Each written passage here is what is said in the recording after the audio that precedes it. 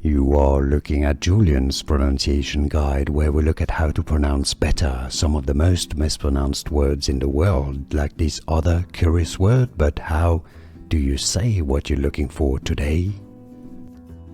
We are looking at how to pronounce these ranking vocabulary. So you have a set of countable series of things and you want to rank them. So if you have 10 things and this is the last one, it's going to be the 10th. So you really have to do that th with your tongue between your teeth at the end. 10th.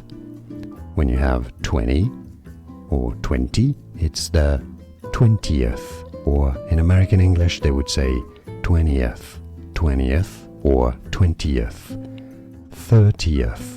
30th, it's a bit tricky this one. 40th,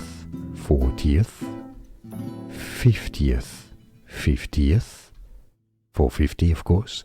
60th, for 60th birthday for example. 70th birthday, 70th, 80th, 90th.